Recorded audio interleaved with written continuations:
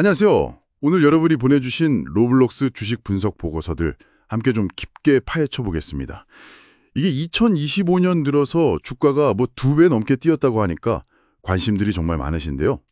이 자료들 보면서 로블록스의 엄청난 성장세, 또 그 이면의 과제들, 그리고 뭐 전망까지 핵심만 딱딱 짚어보죠. 네, 안녕하세요. 사용자가 늘고 예약 매출도 확 늘어난 건 맞는데 사실 이익을 내는 건 여전히 좀 숙제죠.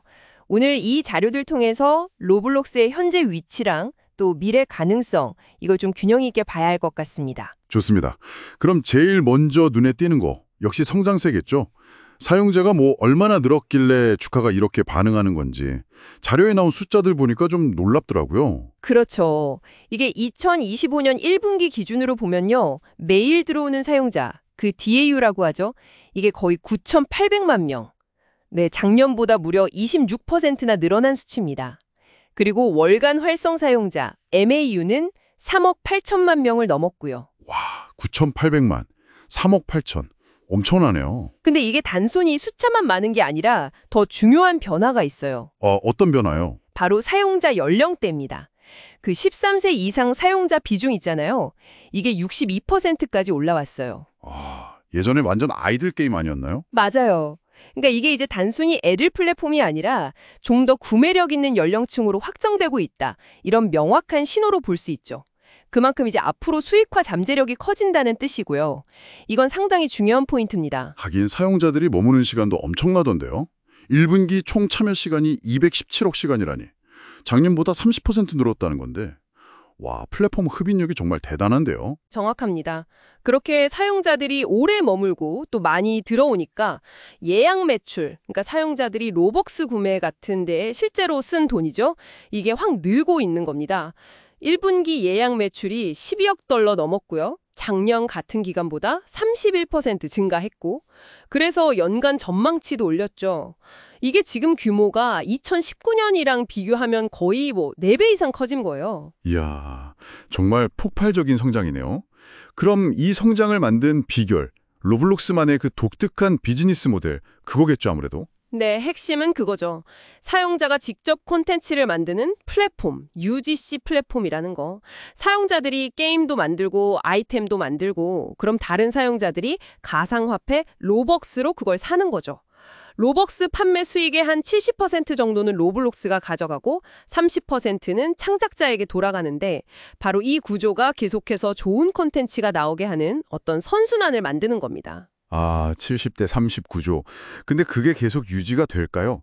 요즘 보면 광고나 뭐 브랜드 협업 같은 새로운 수익원도 찾는 것 같던데 이것도 좀 그런 배경이 있는 걸까요? 예리하신데요. 창작자 보상은 생태계 유지에 꼭 필요하지만 동시에 로블록스 입장에서는 비용이잖아요. 그러니까 이제 광고라던가 아니면 기업들 손잡는 B2B 모델 이런 걸 시도하는 거죠. 유명 브랜드들이 로블록스 안에 매장처럼 만들기도 하고요. 근데 이게 아직은 전체 매출에서 차지하는 비중은 아주 작아서요. 좀 더 지켜봐야 합니다. 네. 근데 이렇게 잘 나가는데도 왜 계속 적자인가? 이 부분이 사실 제일 궁금하실 것 같아요. 2025년 1분기에도 손실이 2억 달러가 넘던데 대체 돈은 어디로 다 나가는 건가요? 근본적인 원인은 뭘까요? 그게 제일 큰 이유는 비용 구조 때문입니다. 이 엄청난 사용자를 감당하려면 서버 같은 인프라 비용이 계속 들고요. 인력도 늘어나니까 인건비도 많고 또 플랫폼 안전하게 유지하는데도 돈이 꽤 들어가요. 특히 주식 기준 보상 SBC라고 하죠. 이게 예약 매출의 한 23% 수준으로 상당히 높아요. 직원들한테 주는 주식 보상이요? 네.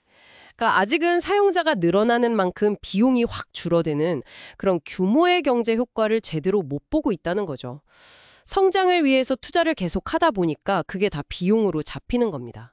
재무 상태는 좀 어떤가요? 보고서 보니까 부채도 좀 있는 것 같던데요. 네, 맞아요. 부채 비율이 한 24% 정도 되고 장기 부채도 10억 달러가 넘습니다. 이게 나중에 혹시라도 금리가 오르면 이자 부담이 커질 수 있는 그런 재무 리스크는 안고 있는 거죠. 그리고 또 하나, 단기적으로는 내부자 매도가 늘었다는 점도 좀 걸리던데요. 최근 1년 동안 판 주식이 산 것보다 9배나 많다. 이거는 내부에서도 지금 주가가 좀 높다고 보는 거 아닌가? 뭐 이런 생각도 들던데요. 충분히 그렇게 해석할 여지는 있습니다. 물론 뭐 개인적인 사정으로 파는 경우도 많겠지만 시장에서는 보통 이걸 고평가 신호로 보거나 아니면 투자 심리가 좀 위축되는 요인으로 받아들일 수 있거든요. 단기적으로 주가가 좀 흔들릴 수 있는 그런 부분이죠. 그럼 이제 종합적으로 전망을 좀 정리해 볼까요? 보고서들도 보니까 장기적인 성장 가능성은 다들 인정하는 분위기인데 또 현재 위험 요인들도 만만치 않다고 지적하고 있고요. 네, 맞습니다. 정리하자면 장기적으로 봤을 때 메타버스나 UGC 트렌드 수혜를 입을 거고 사용자 기반이 워낙 탄탄하다는 건 분명 긍정적이죠.